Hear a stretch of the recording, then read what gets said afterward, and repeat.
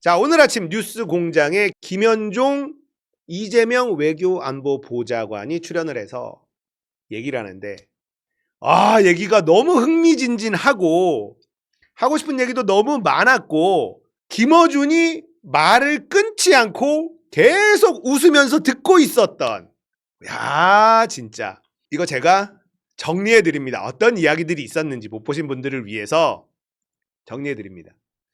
그동안에 뭐 했냐 물어봤더니 이런 자료를 보냈대요. 미국 각 주에 누구를 만났는지를 쭈루루루루루루루루룩 트럼프 관련된 인맥들을 그동안에 계속 만나고 다녔다라고 합니다. 대박이죠. 트럼프 1기 때도 김현종 이 보좌관님이 다 했었던 사람들, 그때 알게 됐었던 이런 인물들인데, 김현종 외교안보보좌관은 작년 4월부터 6월까지, 작년 2024년 4월부터 6월까지 미국 대선 6개월 전부터 트럼프 정부의 섀도우 캐비넷 사람들을 만나왔다라고 합니다. 대박 아닙니까? 그러면서 뭐라 그러냐, 외교 안보는 연속성이 중요하다. 정권은 일시지만 대한민국은 영원하기 때문에 지속적으로 교류를 해야만 한다. 그래서 지금은 윤석열 정권이지만 자기가 트럼프 정부의 섀도우 캐비넷 사람들을 작년 4월부터 트럼프가 대통령이 될 거다라고 예측하고 이 사람들을 만나오고 관리했다라는 이야기를 하는 거예요. 그리고 자기는 책상에서 공부하는 것보다 필드워크, 현장에서 일하는 걸 중요시하기 때문에 직접 결정권자들을 만나서 이들이 어떤 정책을 수립하려고 하는지, 어떤 생각을 하고 있는지 알 필요가 있기 때문에 자기는 이 작업을 해왔다라는 겁니다. 자, 파나마 운한을 왜 원하는지, 그린란드를 왜 원하는지, 대중국 정책은 어떻게 할 건지 트럼프 정부와 밀접한 사람들을 만나서 알아볼 필요가 있었다. 자, 김어준이 쓱 물어봅니다. 아니 근데 뭐 알겠는데 보좌관을 만나요? 보좌관을 왜 만났지? 급이 안 되지 않냐? 이걸 물어봅니다. 이 대목에서 이 사람이 진짜 능력자구나 라는 걸 알 수 있는 대목이 있는데, 김현종 보좌관님이 이런 얘기를 해요. 예전에 눈여겨봤던 사람이다. 앤디 베이커 보좌관. 미 국무부에서 일하던 사람인데 브루클린 출신인데 옥스퍼드에서 박사를 땄다고 한 거야. 그래서 호기심이 생겼다. 그런 사람이 별로 없기 때문에. 미국에서 박사하고 이런 사람인데 얘는 옥스퍼드면 영국이잖아. 영국까지 가서 공부를 하고 다시 왔어? 국무부에 있어 이런 사람이. 궁금해서 만나보고 얘기를 해보니까 똑똑해. 투자할 만한 사람이다 생각이 들어서 이 앤디 베이커란 사람하고도 자주 연락을 하고 인맥 관리를 했다라는 겁니다. 그런데 지금 어디에 있냐? 미국 부통령 외교안보보좌관이 되어 있더라. 그래서 앤디 베이커 보좌관을 만나고 왔어요. 미국 부통령 외교안보보좌관입니다. 대단하죠. 사람을 보는 눈도 있다는 거죠, 김현종이라는 이분이. 자, 그리고 진짜 재밌는 이야기인데, 로버트 라이트하이저라는 사람을 만났어요.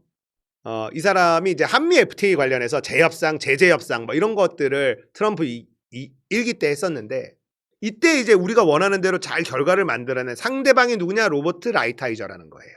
근데 어떻게 트럼프가 한미 FTA가 불리하다 했는데 그래도 우리 입장에서는 땡큐인 정도로 협상을 끝낼 수 있었는가 하는 일화를 알려주는데, 화장실에서 시야를 보다가 옆에 이 라이트하이저가 왔다는 거야.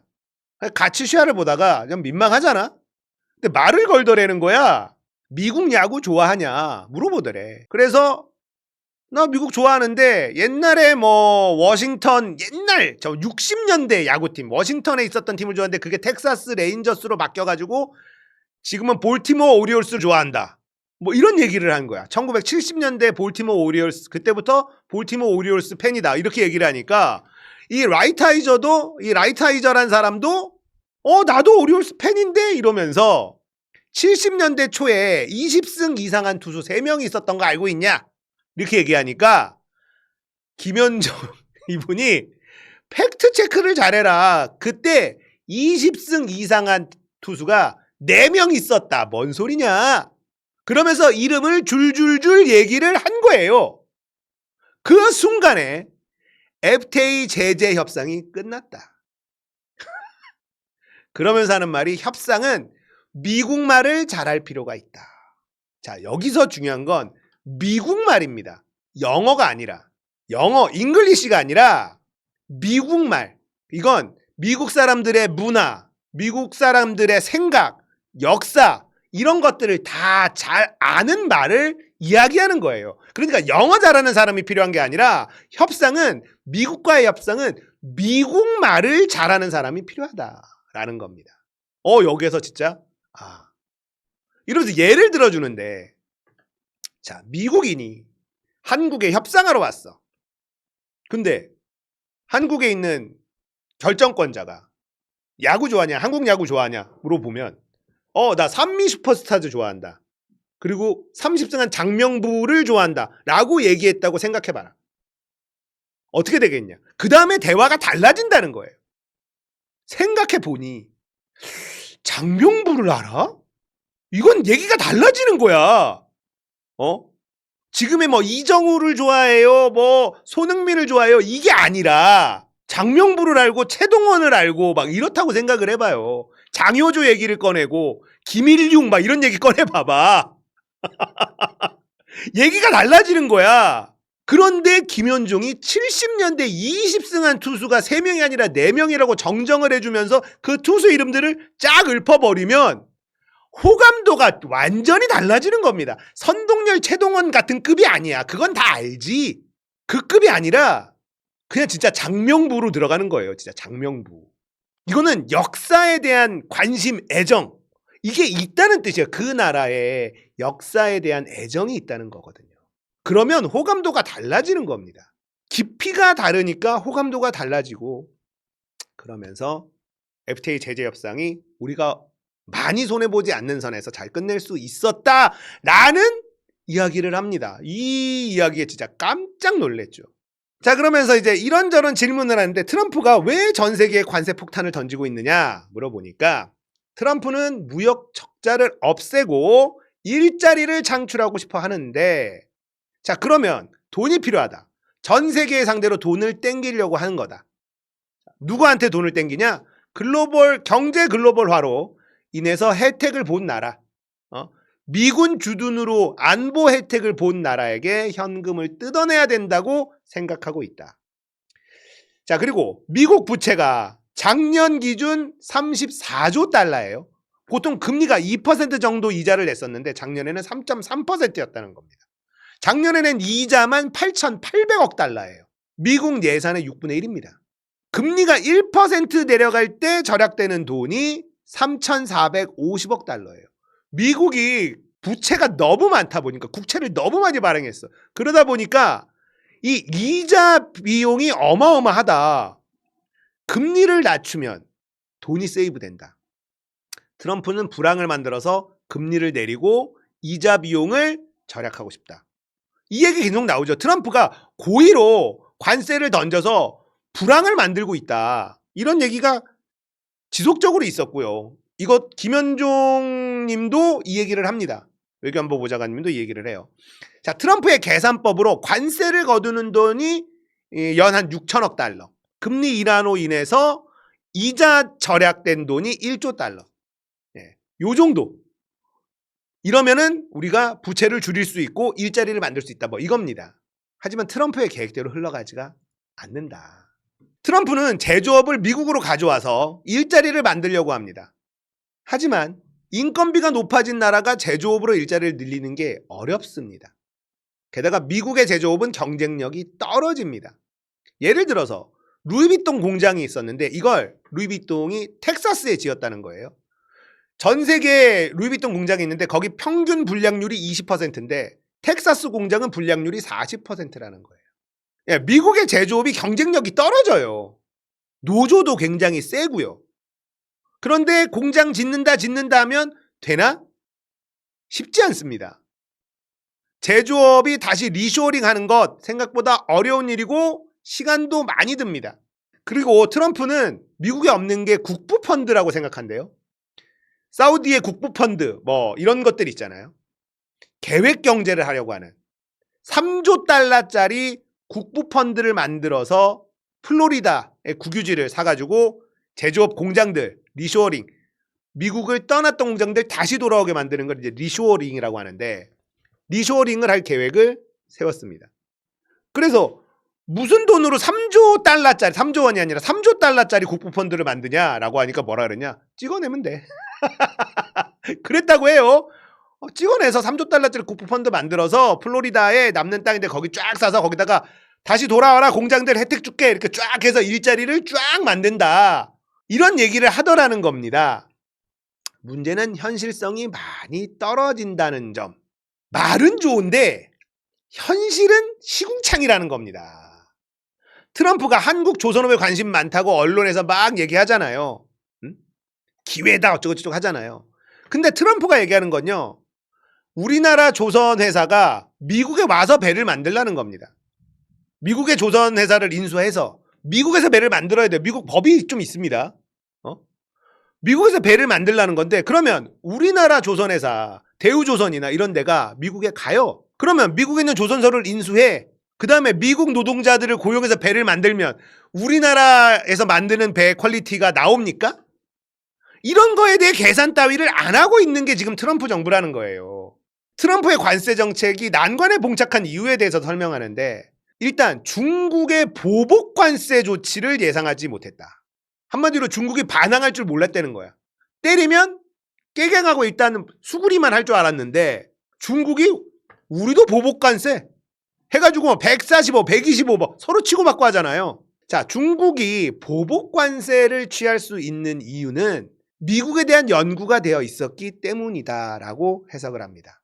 일단 미국의 아픈 곳을 때린다. 대표적으로 콩, 대두 이 공급망을 남미 쪽으로 돌려버려요. 이러면 아이오와주 같은 곳이 타격을 입는데 트럼프 지지 지역 기반 산업을 건드립니다. 이거를 아주 아프게 건드려요. 중국이 워낙에 미국에 수입을 많이 합니다. 농산물 같은 거. 사료용으로. 여기를 딱 끊어버리면요. 우리가 트럼프를 줬는데 트럼프가 대통령이 돼서 우리 지역이 망하게 생겼어. 이런 걸 하는 거예요. 캐나다도 마찬가지입니다. 캐나다 관세 때리니까 위스키 수입 금지를 때리는데 어느 지역 위스키냐? 트럼프 지지 지역 위스키부터 수입 금지를 때려버립니다. 그 지역 경제가 마비가 됩니다. 이런 식으로 서로 간에 지금 전쟁이 벌어지는데 트럼프가 버티기가 어렵다는 거예요. 그리고 중국은 희토류 수출 통제를 지고 있습니다. 자, 희토류가 희귀한 흙, 리튬, 이런 것들 있잖아요. 첨단 무기와 반도체에 엄청난 희토류가 필요한데 미국이 소비하는 희토류의 90%가 중국에서 정제가 됩니다. 자, 이거는 김현종 보좌관님이 말한 건 아닌데 미국은요 방장 사기맵이라고 하는데 없는 게 없어요. 그냥 그 땅에 석유도 진짜 많고 희토류도 겁나 많아요. 미국은 많이 있습니다. 근데 왜 중국에 의존을 하냐? 희토류는요 정제를 해야 돼요. 정제. 근데 이 정제를 할 때 심각한 환경 오염을 일으킵니다. 그래서 미국이 희토류 생산을 안 하는 거예요. 미국이 희토류가 없냐? 그게 아니야. 채굴을 해서 필요한 것들을 뽑아내고 정제를 하는데 환경 오염이 굉장히 많이 일어나는 게 희토류이기 때문에 중국에서 다 하는 거예요. 전 세계가 중국한테 맡기는 이유가 있어. 자기 나라에서 하면 자기 나라 환경 박살나니까. 미국이 희토류 자급자족 시작하면 할 수 있는데 그러면 표 다 떨어집니다. 어느 지역에서 좋아하겠어요. 그리고 중국은요. 좋은 인질이 있습니다. 애플, 테슬라, 월마트 등등. 애플 95% 폭스콘에서 만듭니다. 중국이죠. 테슬라 40% 중국에서 만듭니다. 월마트 60%가 중국산이에요. 시가총액 1위 애플이 흔들린다. 지지율 박살납니다. 실제 아이폰 한 대 500만 원 된다는 뉴스에 사람들이 거리에 나와서 시위를 하기 시작했어요. 자, 미국인들이 무식해가지고 선거 때 다 얘기했어요. 관세 저렇게 떼기면 물가 오른다 난리 쳤어. 근데 아이폰 얘기해주니까 이제서야 체감하고 관세 철폐 시위를 시작했어요. 미국 시민들 무식합니다. 우리나라보다 무식해요. 우리나라도 만만치 않게 이직들 많은 나라긴 하지만 미국이 우리나라보다 좀 더 심각해요. 아이폰 500만 원 됩니다라고 하니까 놀래가지고 거리에 뛰쳐나옵니다. 그냥. 그 전에 관세 때리면 그렇게 된다고 계속 얘기했거든. 아이고. 답답하다 진짜. 자, 애플, 테슬라, 월마트 시총 합치면 32조 달러랍니다. 미국 GDP의 11%. 중국 이걸 올스탑 시키면 미국 민심 폭발하죠. 끝장나는 거예요. 트럼프 날아갑니다. 자, 미국이 중국을 때리면 중국도 매우 힘듭니다. 지금 중국 엄청 힘들어요. 그런데 중국은 체제상 이걸 인내할 수 있다는 겁니다. 민심을 컨트롤할 수 있어요. 중국은. 지금 우리가 힘든 건 미국과 싸우고 있기 때문이다. 미국을 적으로 돌려놓고 우리만이 미국과 1대1로 다이다이 뜰 수 있는 나라다. 전 세계에 이런 나라는 중국밖에 없다. 그러니까 국민들아 좀만 견뎌달라. 중뽕으로 도배해가지고 민심 폭발을 막을 수 있습니다.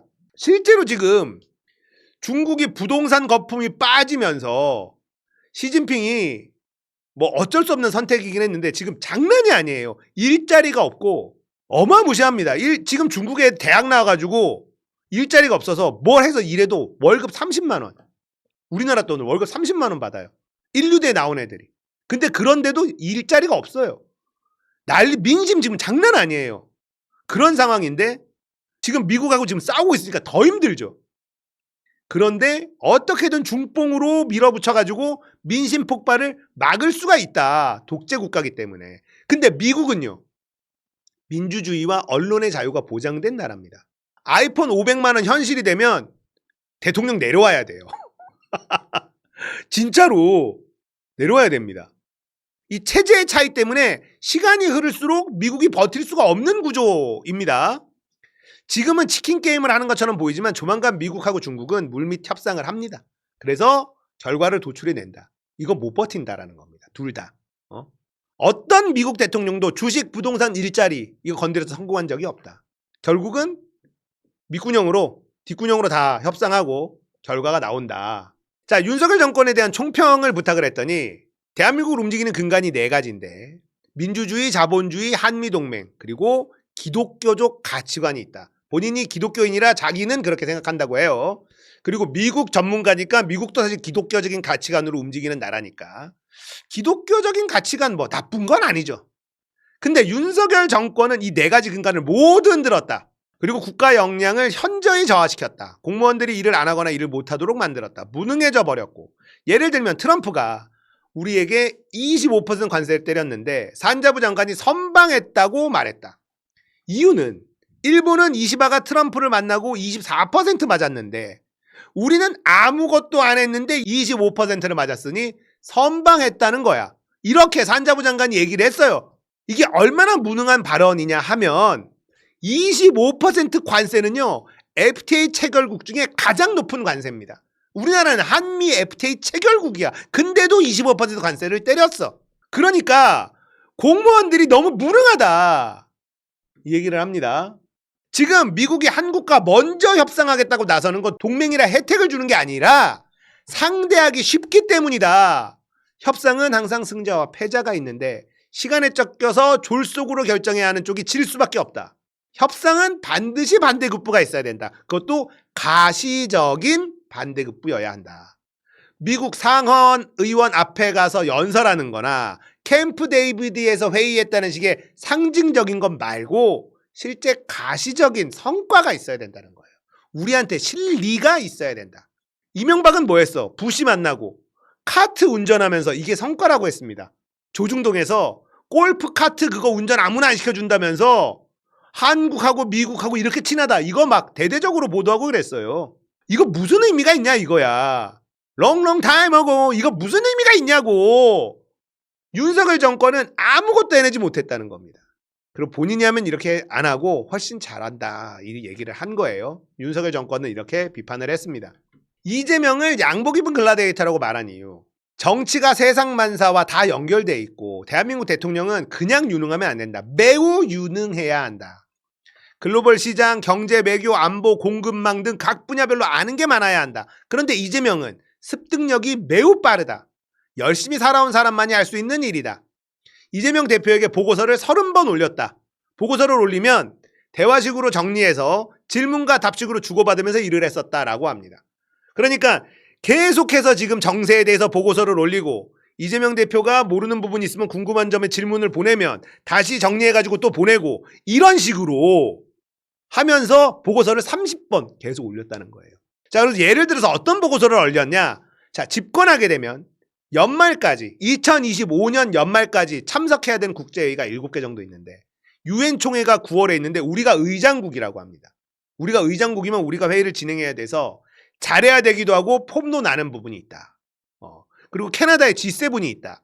나토 회의가 10월에 있고 에이펙 10월에 있는데 이거 경주 우리나라에서 하는 거다. 이때 미국 트럼프, 일본 이시바, 중국 시진핑 에이펙이면 웬만하면 옵니다.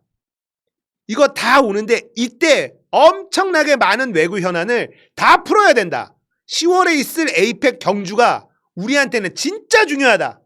이런 얘기를 하고 그리고 나서 11월 첫째 주에 아세안 플러스 한중일 말레이시아에서 국제회의가 또 있다. 그리고 G20 11월 말에 있다.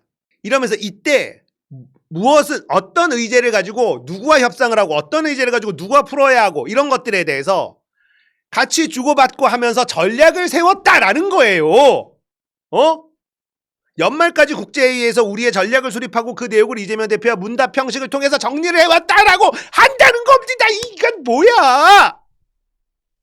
이재명의 외교 1타 강사로 지금 활약 중인 게 김현종 외교안보본부장이라는 겁니다.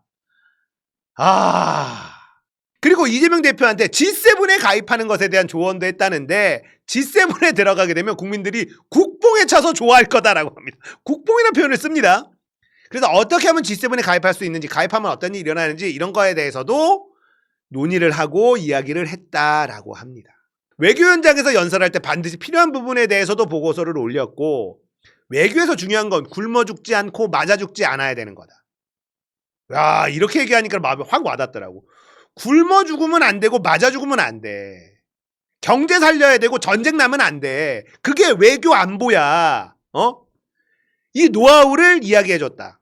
비대칭 재래식 무기에 대한 중요성도 이야기를 했고 대한민국 미사일의 정확도는 세계 수준, 현무포, 현무5 이런 것을 가지고 있다. 그리고 탄도를 읽을 수 있는 인공위성, AI 탑재된 드론 등에 대해서 중요성에 대해서 보고서도 올렸고 이거에 대해서 또 주고받고 했고 또 공급망이 중요한데 미국 쪽의 공급망, 중국 쪽의 공급망이 있을 수가 있고 해양 세력인 미국과 일본과 굉장히 긴밀한 관계를 가져야 된다라는 이야기도 했고 북극 항로에 올인하려는 러시아와도 긴밀한 협조를 해야만 한다라는 것도 보고서를 올렸다.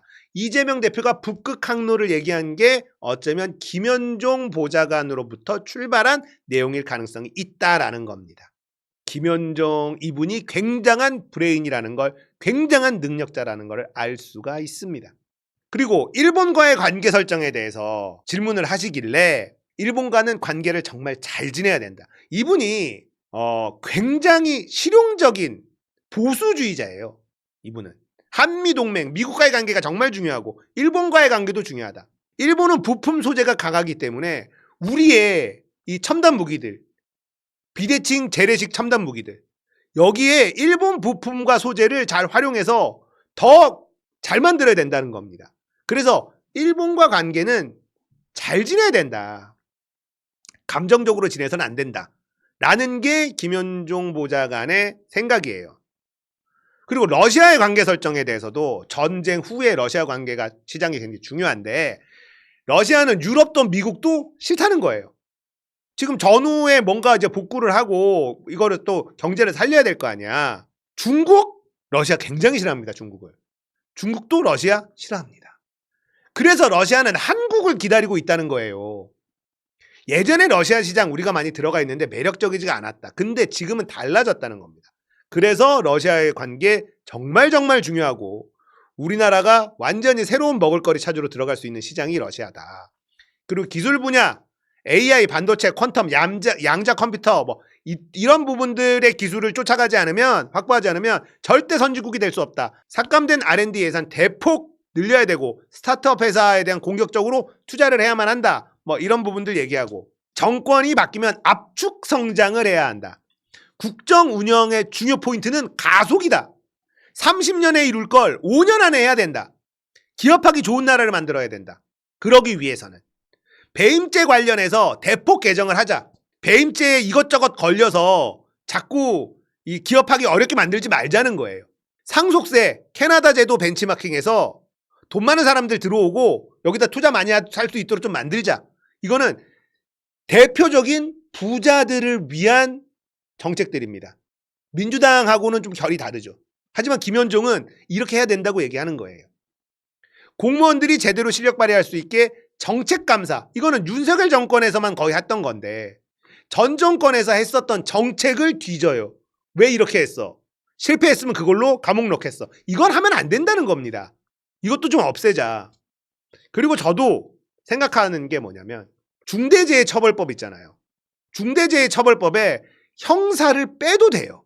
돈 많은 사람들이 무서워하는 거 뭐예요? 돈이에요. 중대재해처벌법에 형사가 있으니까 누구만 돈을 버냐? 김앤장 같은 대형 로펌만 돈을 벌고요. 검찰들이 돈을 벌어요. 그러니까 중대재해처벌법이 뭔지는 여러분도 아시잖아요. 뭐 공사하는데 안전에 소홀해서 노동자가 죽거나 뭐 이렇게 됐을 때 그 회사 사장, 회장까지 처벌받는 법. 근데 이게 형사가 걸려있단 말이야. 형사 빼고 돈을 세게 질러야지. 돈. 형사처벌은 안 받아. 근데 벌금이 너무 세. 이렇게 가야 되는데 웬만한 제도에다가 자꾸 형사를 집어넣어요. 형사를 집어넣으니까 검찰이 돈을 벌고 대형 로펌들이 돈을 법니다. 자, 배임죄 관련해도 손을 봐야 된다. 기업하기 좋은 나라를 만들어야 된다. 30년에 이룰 걸 5년 안에 해쳐야 된다. 이런 얘기를 했습니다. 자, 맞는 말 아닙니까? 배임죄 다듬어도 돼요. 이게 배임죄가 코에 걸면 코걸이고 귀에 걸면 귀걸이기 때문에 불합리한 부분들이 있습니다. 필요한 죄지만 까다롭게 만들어놔야 돼요. 그래야 기업하기 좋은 나라가 된다. 김현종 보좌관의 이야기를 들으면서 가슴이 벅차 올랐습니다. 너무너무 좋았어요. 이야, 이거다. 대한민국이 그림이 쫙 그려지는 거예요. 준비하고 있구나. 유시민 작가가 얘기한 A급 밑에 A급들이 온다. B급, C급 밑에 A급이 절대 가지 않는다. 이재명은 양복 입은 글라디에이터라고 얘기한 사람이 김현종입니다. 이분은 저번 대선에 이재명 지지선언을 했는데 이재명을 단 한 번도 만난 적 없는데 이재명이 양복 입은 글라디에이터라고 이야기를 하면서 지지선언을 했어요. 이번에는 직접 만나고 대화해보고 이재명 대표가 계속 도와달라 해서 지금 현재 외교안보 보좌관을 맡고 있습니다. 이재명의 외교안보 보좌관. 그런데 김현종도 이재명을 좋아해. 만나보니까는 습득력이 너무 빨라. 보고서를 계속 올리는데 질문이 너무 수준이 높아. 이재명이 모르는 부분에 대해서 질문을 하면 그거에 대답해주는 재미가 솔솔해. 그러니까 미국 가서 미리미리 사람들 만나면서 트럼프가 당선될 것 같으니까 트럼프의 섀도우 캐비넷 사람들을 막 만나. 이야, 김현종 이분이 누구냐? 스펙만 딱 보면은 미국 파에다가 뭐 한미동맹 제일 중요하게 생각하고 저쪽 놈들이 좋아할 만하단 말이야. 그래서 수없이 김현종 자기 쪽으로 와달라고 러브콜이 갔어. 근데 김현종이 왜 안 갔느냐? 자기는 장군은 2명의 주군을 모시지 않는다. 나는 노무현 대통령을 억수로 좋아했다. 그래서 저쪽으로 가는 건 아니라고 생각했다. 노무현 대통령을 억수로 좋아했다. 이런 얘기를 한 사람이 바로 이분이에요. 노무현, 문재인, 그 다음에 이재명과 일을 한다. 진짜 멋있는 분 아닙니까? 문재인 정부 때도 트럼프 1기 때 협상을 누가 했냐? 이 양반이 했어요. 한미 FTA를 누가 만들었냐? 이 양반이 만든 거예요. 노무현 때 그 욕을 먹어가면서 한미 FTA를 한 이유는 김현종이 노무현을 설득했어. 한미 FTA 해야 됩니다. 그리고 그 골격을 만들고 협상을 주도한 사람이 김현종이고 트럼프 1기 때 한미 FTA 우리한테 너무 불리한데 재협상에 했을 때 앞장선 사람이 김현종이에요. 그리고 이재명의 외교 안보 전략을 지금 밑그림을 이 양반이 이재명 옆에서 그리고 있고 특급 과외를 쫙 하고 있고 이재명의 질문을 볼 때마다 습득력이 너무 빠르다 이렇게 느끼고 있고 30년 할 거 이재명 집권 5년 안에 다 해내야 된다 이러고 있는 겁니다. 든든 그 자체야. 그냥 다른 뉴스보다 이 소식이 제일 중요하다고 생각했습니다. 윤석열이 짜증나게 해. 누가 짜증나게 해. 국민의힘에 11명이 들어왔어. 뭐 대선 다 의미 없어. 어차피 우리는 이재명 대통령 되게 만들 것이고 이재명이 대통령이 되면 어떤 세상이 될 것인지 미리 알아보는 것보다 중요한 뉴스는 없어. 그래서 시간이 좀 길었지만 이걸 정리한 겁니다. 이재명의 공약이 뭡니까? 먹사니즘에서 잘사니즘으로 올라갔어요. 잘사니즘은 뭐예요? 단순히 생존이 아니라 희망이 보이는 겁니다. 잘 사는 것. 인간에게 중요한 건 희망이 있느냐 없느냐예요. 지금까지 우리가 힘들었던 건 희망이 잘 보이지 않는다. 김현종 외교안보 보좌관의 이야기를 듣고 있다 보니까 희망이 막 보이기 시작하는 거야. 어휴, 살 것 같아. 너무너무 살 것 같아. 이게 제일 중요하다. 그래서 이거를 막 정리를 했어요. 못 보신 분들 뉴스공장에서 이 부분 꼭 보십시오. 나 털보 싫어해. 저거 문바에 조바에 뭐 이런 사람들 있지. 이거 챙겨보세요. 원래 중간중간 껴듭니다. 김어준이 시간 때문에 자르기도 하고 아무 소리 안 하고 그냥 입이 귀에 걸려서 김어준이 웃으면서 듣고만 있어. 듣고만 있다고. 김어준 안 튀어나와요. 굉장히 오래 했어. 준비된 시간보다 훨씬 오래 하는데 그냥 듣고만 있어요. 그 정도로 일을 많이 했고 너무너무 들을 만한 내용이 많았다. 꼭 한번 들어보시고 희망이 보이니까 살 것 같더라. 이재명 대통령 되는 대한민국 너무너무 기대가 됩니다.